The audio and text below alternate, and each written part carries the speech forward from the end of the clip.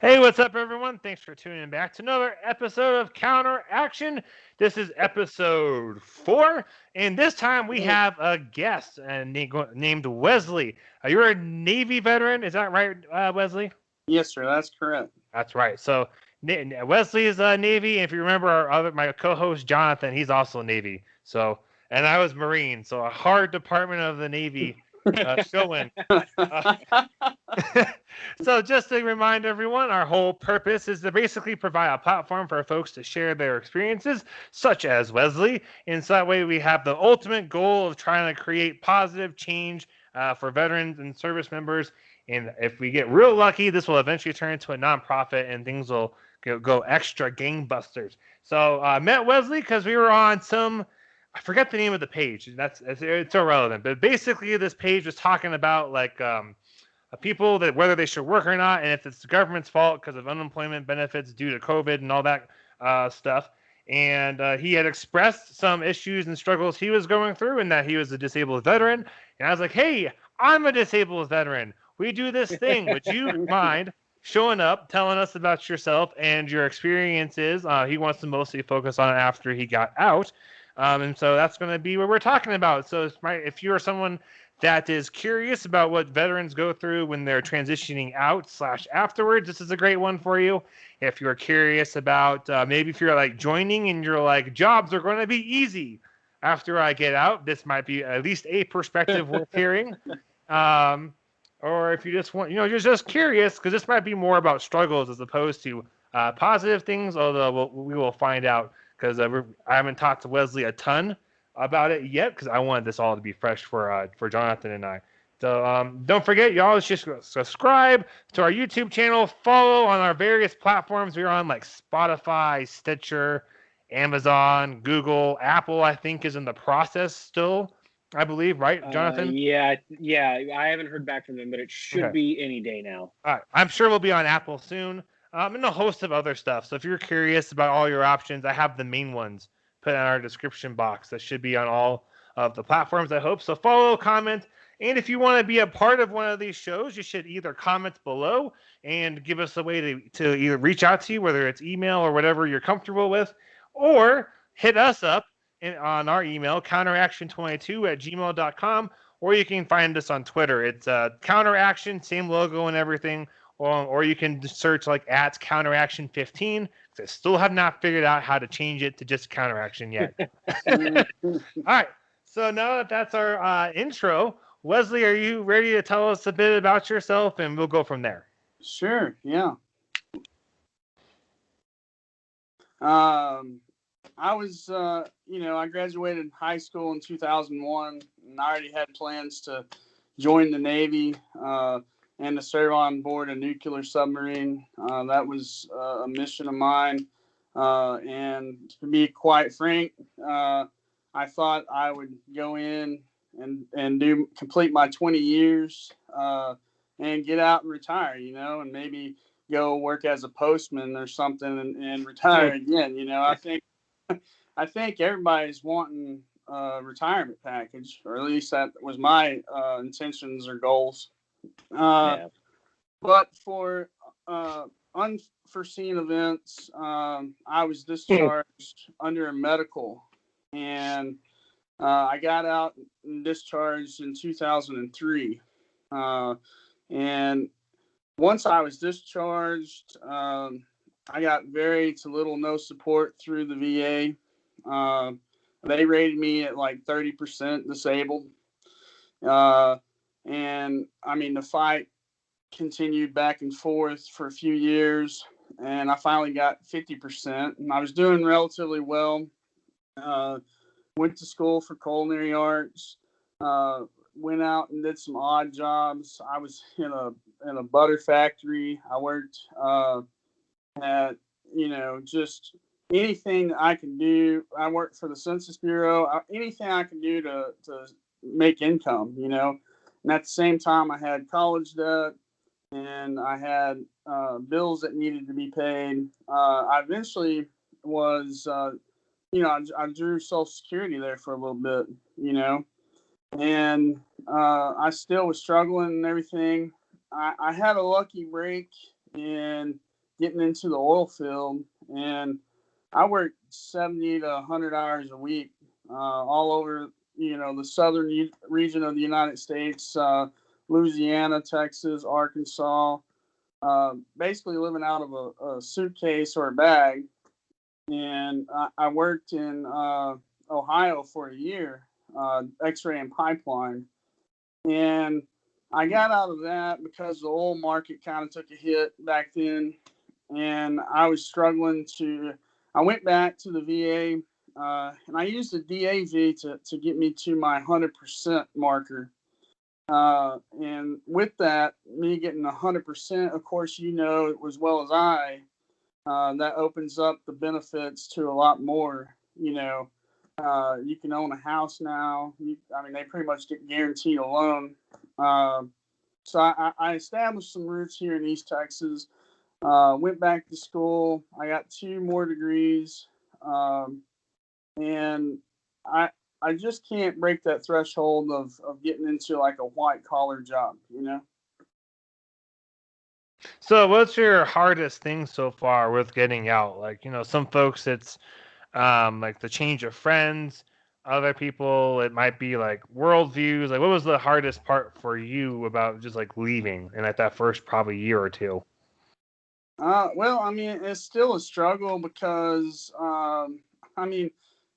that once you go into the military, you're a different person. Like you don't come out the same as you are before. And therefore I feel like, you know, a square peg trying to fit in a round hole, especially around other civilians that don't know how to interpret us and don't know how to interact with us. That's definitely one of the biggest deals.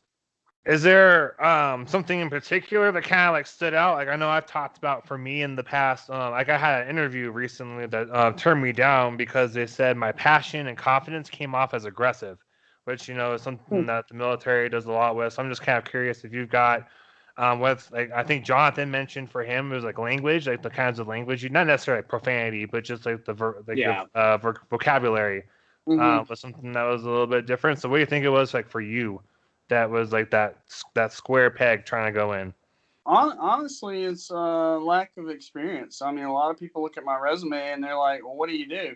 And of course, being 100%, I have the luxury of sitting at home and doing nothing. But that's not a luxury. I want to be out working in the workforce. I want that fulfillment of being able to assimilate to society and give back. And I have so many other goals than just sitting here on my couch all day watching Judge Judy.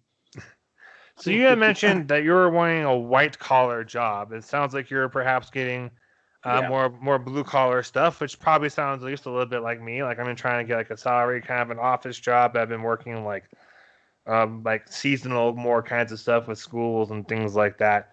So what kind of a job are you trying to get? Because I think a lot of folks would assume if you work on a nuclear submarine, you're pretty much set for a lot of really cushy kinds of stuff. At least that's what I would assume too. Well, that's not the case because I don't have like the nuclear background. Unless you have a nuclear background, which I don't. I don't know the first thing about it. Then I could see how people might view it as that, but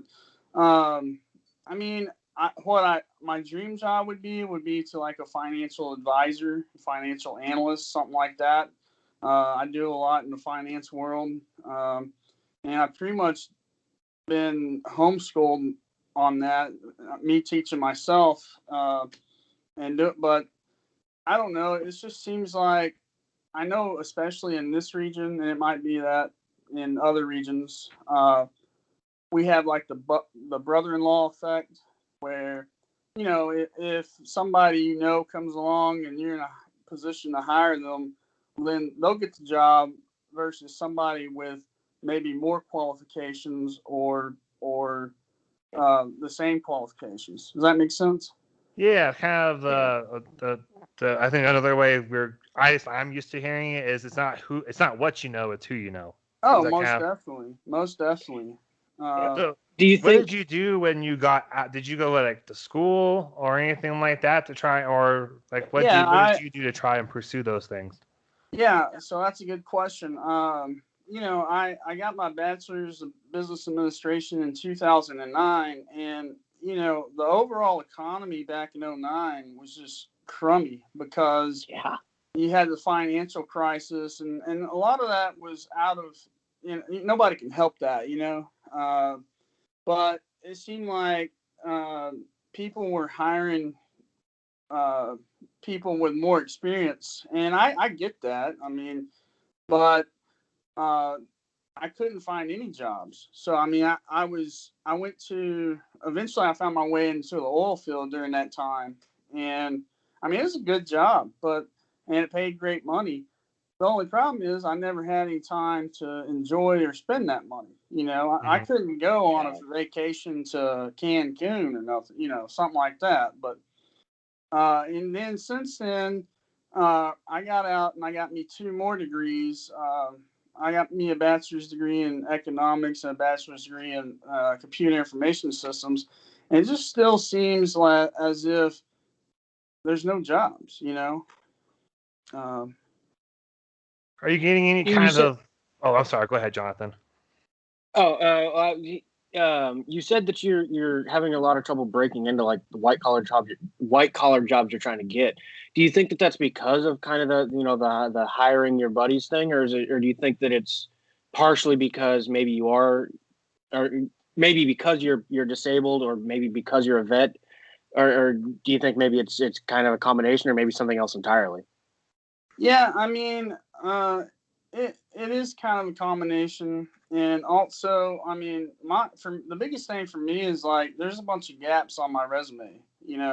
Hmm. When I'm going to school, people hiring managers don't want to see a lot of gaps in your resume. I mean, I wouldn't be opposed to working blue collar that turn into white collar. It's just there's not a lot of opportunities. Yeah. Yeah. Have you been able to get any kind of like feedback? I know I sometimes will try to at least ask after I have an interview, like over email or whatever. Like, do you mind providing me why you moved on to somebody else? That way I can work on myself for the future. Have you been able to get anything kind of back? Because that's where I found out that like my confidence and I guess passion was apparently seen as aggressive. So I'm curious if you've got any kind of feedback that would be a Yeah, very I clear. think, because I'm a go getter. Like, I like to get things done. Like, I'm sure, like you guys do. And I guess through my interview process, I show that, and people are maybe off put by it. Yeah, that's ironic. Because you would think people would want folks around that they can know will get stuff done, and then at least it sounds like from your experience, Wesley, and mine, and maybe Jonathan as well, we find the opposite, which Well, is just I bizarre. have a theory behind that. I mean, if you're a hiring manager and you got somebody that's going to come in and work circles around you, then you're not going to be the hiring manager very much longer. You know what I mean? It's Yeah. not the worst point, definitely. I think I've thought that same thing myself. Excuse me. So I guess with transition, we know like getting hired can be kind of rough. Sounds like you've done a ton to try and get the job. Like I only got one bachelor's degree. It sounds like you maybe have three, if I was keeping track, right? Yes, So, yes. are you thinking about trying to change anything you're doing? I know with when you get 100% disability, it's a little bit easier to kind of stay true to what you want to do because it's not like for me, I had to kind of change a bunch of times because I needed Hmm. money. Um, so I don't know if like are you trying really hard to make that work? Are you considering changing it up to something else, or because like I know I'm looking at a lot of different stuff for me. Yeah, I mean, um, this past year I worked for the census, and that was my second time working for them. I mean, it's a temporary assignment. If I could do that year round, uh, I mean that I'd be happy doing that, because I made bank Yeah. and it made me feel fulfilled, um, that kind of thing. But um, I don't know, like the companies that are hiring veterans, like Lowe's and Home Depot, and all these other companies, they get a tax incentive for hiring veterans, and they're sitting there throwing you a job that's making, $12 an hour, and you're working 20 hours a week. How are you able to grow into something? How are you able to feed your family? Yeah, well, actually, that brings up an excellent point. I was kind of hoping to kind of come up organic. This is perfect. I know I have some civilian friends through my wife and otherwise that would often ask me stuff and be like, "Well, like, what's the deal? Like, you should have all the advantages to get hired, right?" Because they will mention things like the tax breaks, and from most places, when you file, "I'm a protected veteran," you get some sort of point boost, so you're more likely to get an interview, that kind of thing. Do you have like an opinion about why it's not actually working? Because by all logic, right, like veterans should get hired for pretty much whatever it is they're wanting to. And Yeah, instead, absolutely. like, it's really common to have stuff like you're talking about, or you kind of have to kind of almost luck into it. Like a friend of mine, his dad owns like a landscaping business in Mhm. California, and so like he's primed to take it over, and so like that's what he does, and like he did growing up, and so like he got kind of lucky, and lucked into it. And of course, there's the folks that work there like Matt Best, have a great personality, and they end up running like a coffee like YouTube thing. So why do you think we have a lot of folks just not getting hired despite what seems like good like reasons to, such as tax cuts? Because every company usually wants to pay less taxes. Well, I mean, I think that these companies and tax breaks were well intentioned, but I mean, at the end of the day, I mean, Lowe's and Home Depot are a perfect example, and maybe even Walmart. I mean, they're going to work you part time, maybe 20 hours a week. I mean, you can't sustain a lifestyle working 20 hours a week, you know? I don't care Definitely how not. much money you're making. Yeah, and So I think go ahead, Jonathan.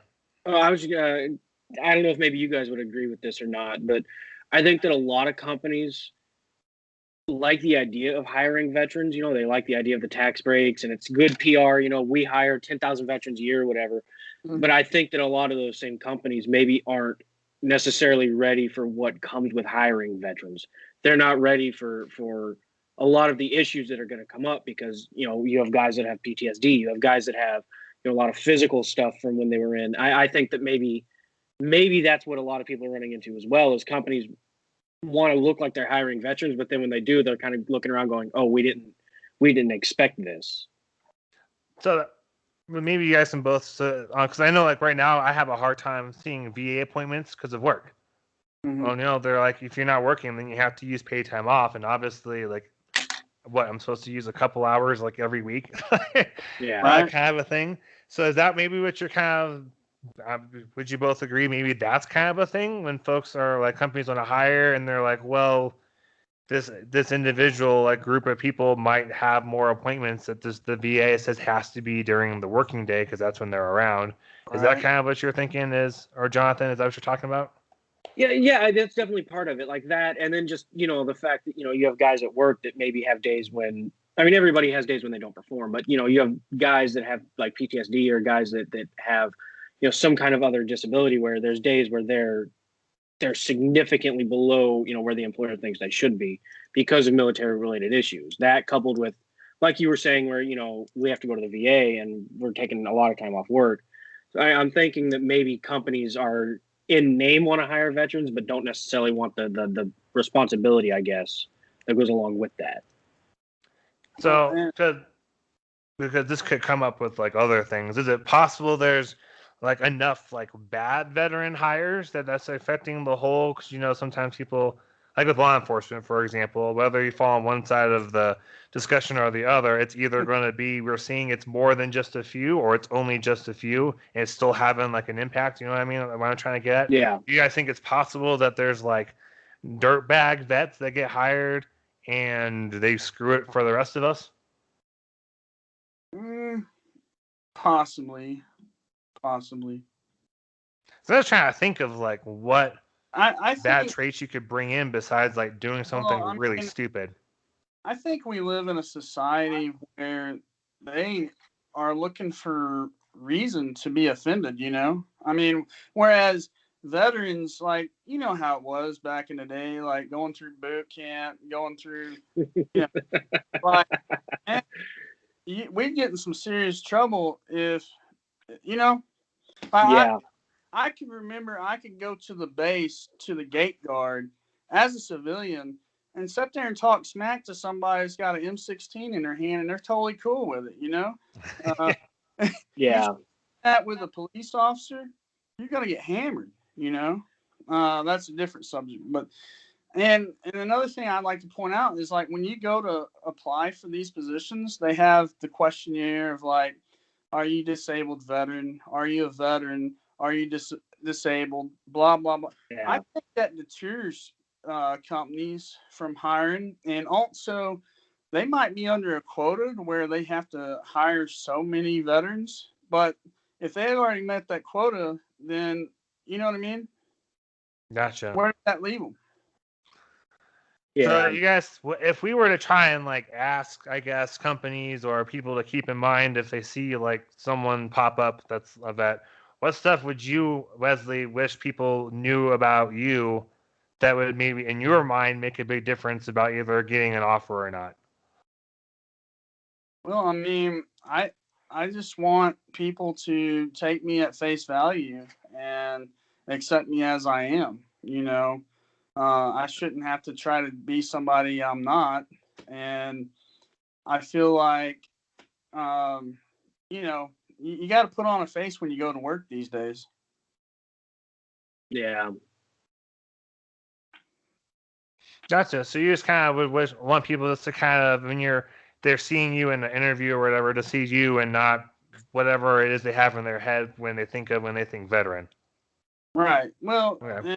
or misconceptions. See, yeah, and everybody's like that. You know, everybody has Yeah. these three misconceptions of whether you're veteran or not. You know, uh, it's part of human nature, and I don't know how to how to take away from that. You know.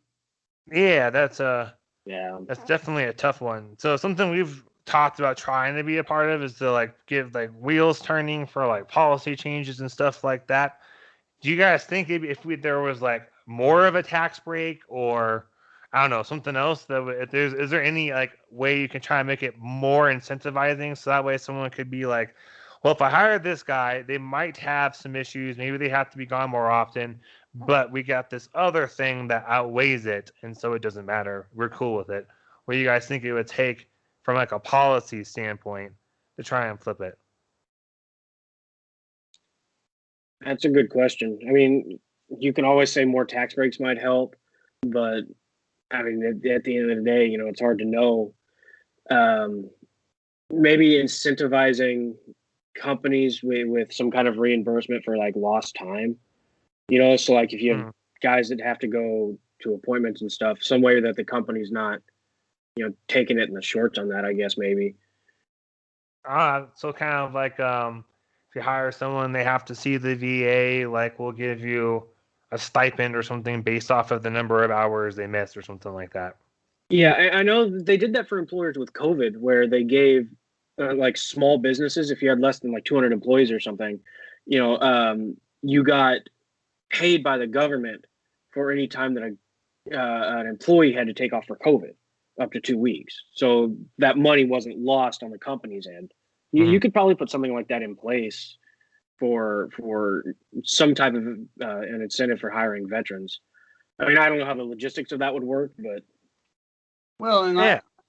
I think the veteran needs to be proactive. You know, the VA wanted me to come 3 or 4 days in one week to see them for a bunch of nonsense or whatever. I'm like, no, we can put this in the one day and where I, you know, and yeah, it's just ridiculous. Sometimes the VA yeah, is very, uh, it's a sticky situation, you know. So that's an interesting other way to try and spit it. Oh, excuse me. Is maybe there's a way the VA I'm going to try and make things a little bit less intrusive. So for example, so like I'm getting help with maybe some substance abuse kinds of stuff. I'm not sure I would say like I'm an alcoholic, but I have a hard time at the very least just like not drinking. And if I know I'm running low, I'm like, I want to go get more stuff because it just helps me to relax more and feel more chill. And then of course I drink more than the average civilian, not more than the normal Marine, but that's a different that's a different thing.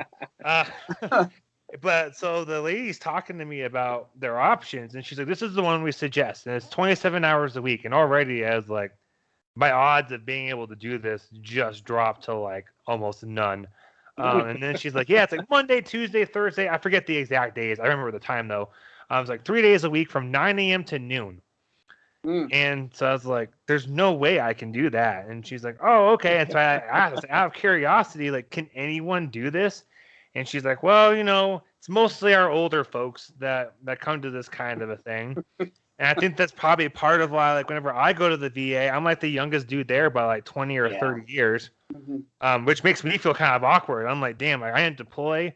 I'm here with like guys that went to Vietnam and like lost a leg and stuff, and which makes it, I think, harder at least for me to like want to go and get help for stuff because you just feel like, damn, I'm here for like way less good reasons. So maybe we could try to see if we could somehow get the VA to like adjust. Obviously they can't make hours for everyone, right? But like, Yeah. maybe, what if they were to like change it to like, I don't know, like 10 a.m. to like 7 p.m. or something? Because like I know they start a little bit later, so that would affect probably at least some people. But then you might have an opening for more folks. So my wife and I are trying to do couples counseling, just because like I've got stuff like I'm rated 70%. Going up for like depression, PTSD is being evaluated, stuff like that. And so like there's things I could use her knowing like how to help me out that I'm like, I don't know how to help you out. Just I don't know. And then she's got some stuff too, but then they're like, okay, well, can you get here before 4? It's like, who? And they're just like, well, I guess you're SOL unless someone's down to change their schedule for you. So I guess that'd be a different approach too. Would be to how can we change our own stuff instead of trying to get everyone else to change as well. Yeah, the VA definitely. I mean, I don't want to start talking VA reform because that could be a whole 2 or 3 hour special. But I mean, there's definitely things like that where, I mean, yeah, I've seen guys trying to run in at the last minute at 4:45 because they managed to get off work 20 minutes early to try to get to the VA, and I'm like, I mean, really, you guys can't be like every other business and just go till 6, 7 o'clock at night. It's not that hard to accommodate for. We're getting to the point now where a lot of veterans with issues, now that we've been in the Middle East for 20 years, there's a lot of people my age, your age, 30 years old, 25 years old that are veterans that have disabilities that need the help. These are people that are young enough that they can't collect a retirement or Social Security for the most part. And we're kind of just kicking them to the curb because they're having to work to feed their families or themselves. And the VA is just not designed for that. It's not designed for people that actually still have to work for a living. So let me know if you guys it sounds like we're trying to maybe talk about, so we kind of could use some like public changes of opinions, things like being okay that someone might have to bounce and understand like we probably feel really shitty for like missing. Like I don't like that on next Wednesday, I want to miss another hour just to talk to a therapist. Well, and in the last month. That makes my anxiety go up even more when I have to tell an employer, "Hey, I got to miss." Yeah. They're like, "Why do you got to miss?" Like, well, duh. I mean, because I need medication. Yeah. Well, it's not fun either because it's pretty common, I think, with jobs today for employers to want to know why you're asking for time off, whether it's vacation, doctor, kids, whatever it is. And like, I don't like telling an employer like, "Oh, I gotta go see mental health," because I already, in my head at least, know they're way more likely to be like, "Oh, damn, Andrew's like a bad day off from doing something really stupid and physically violent in our workplace." Not only that, but that gives them reason to let you go or get rid of you in the future. They could say, "Oh, well, this guy's missing 4 days a month. We got to get rid of him. We got to can him."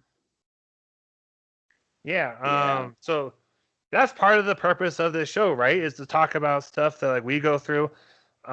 Most people don't have enough issues where they would just miss hours on hours a week. Like for me, it's like with the video calls at least, it's like 30 minutes. If it's before a video call, it'd be like an hour or two, which is still not like a small amount, but it's not like you have to miss the whole workday. Well, So Yeah. I mean, for me, I got to drive an hour just to get to the VA. So hope maybe we can try and hope the VA will keep those video calls around they started for COVID for more than just whenever COVID is, I guess, it's quote unquote over. Mhm. Because I know that saves me a ton of time. I mean, I don't have to go an hour, but it's like a half hour around one way. Yeah, So I that mean, does add on time. it's literally like 4 hours for me to go there and back. I mean, because you spend the time with him, blah blah blah. You might do labs, Yeah. you might do this. I didn't think about that. Yeah, it could just be something as simple as just like talking to someone for an hour. It could be a more or less a half of the day that you have to miss. Oh, I Yeah. remember when I had to go to Dallas. I had to show up at 6 a.m. for labs, and I would schedule my other appointments. And I might not get out of there till 5 or 6 o'clock because my appointment's not until 3 p.m. in the afternoon. Yeah.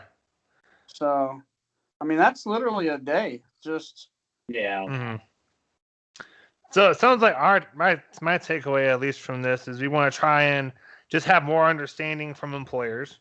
mm, That sure there might be some people, but maybe you can work a way out because odds are if that veteran is having to leave for that much amount of time, if there's some way or they're cool with it, you might be able to find they don't desperately need to have that like a time made up. Like it's possible they might get enough disability where that person would be perfectly fine with not using paid time off, maybe coming in for a little bit extra longer the other days of the week, something like mm, that, to mm. try and make up for it if you feel like you need it. Accom- Yeah, go ahead. like just simple accommodations. Yeah. Yeah.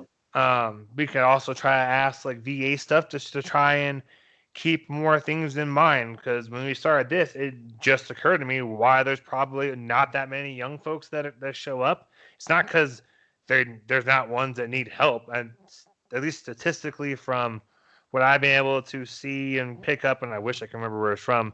There's a lot of young folks that have lots of mental health issues, whether they deploy or not, which I think the military should Yeah. look at. Like, how are we conducting and allowing things Oh, to yeah. go where people that aren't deploying or seeing combat are suffering from like lifelong ailments that are probably mostly avoidable, at least. Not all of them. You can't control things like suffering trauma at the hands of another service member, but you can do stuff like with climate culture and things like that. Yep. To try and like help. And so that's probably why we have this gap is because younger folks just can't make it. Like if I didn't work at a school that was out at like 3:45, which is about an hour earlier than a lot of places close business, I'd have a way harder time, which I'm about to Yeah. start. I start a job on June 1st that's like 8 to 5. So I'm going to probably have a much harder time before too long. And then on the other hand is probably us trying to do our best to maybe be okay with telling a boss and trying to like I now try to suck it up and be like if I want to encourage other people to take time off or like tell their boss and like I just tell them like hey I got an appointment with my therapist so with the VA so like I gotta bounce for like 45 minutes I'll just be in my car and they're like all right cool just use that as your lunch. So it sounds like we got a couple of solutions for folks. Do you guys have anything you wanted to add on before we close it out? Just I'm going to kind of put it out to the community out there, anybody listening. If you're maybe in a position where you hire folks or you've been kind of close to that position or whatever, if we are completely off base, let us know. If the tips we're giving out, if our experience with getting hired isn't average or whatever, shoot us an email and tell us why we're wrong or maybe better tips for actually getting hired or maybe we're right and you want to help get the word out there that this is what's going on. Let us know your opinion and if we are completely off base or not. Yeah, that'll help because we're only 3 people sharing our own experiences, and most of it's from our perspective because, in general, employers won't tell you why they didn't hire you. Yeah. In general, is that your experience so far, Wesley? No one will tell you. I think that's just common practice. They fear recourse or whatever the case might be. I mean, I'm okay with that. I suppose. So. Yeah, I mean, I understand too. Employers could tell us more stuff. Yeah, exactly. I'm sure there's ways they could phrase things that wouldn't be discrimination, but like in general, people in general, like my wife has this. She's been trying to be a teacher for like 6 years, and the only feedback she's gotten for why she wasn't getting hired to be a teacher was because they were worried she might get pregnant. Was one of them. And then that was like an under the table kind of a conversation by someone that wasn't from an HR. And then someone else told her when she first started that she looked way too young to be an adult. We're like, you look like you're 12. How can you be a teacher? That kind of a thing. That's that'd be like a general good practice, I think.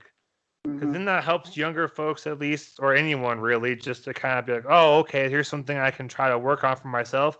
Or if you get it, like when I got told you're too confident and passionate, as like rip, don't care, I can't change it, I don't want to change it.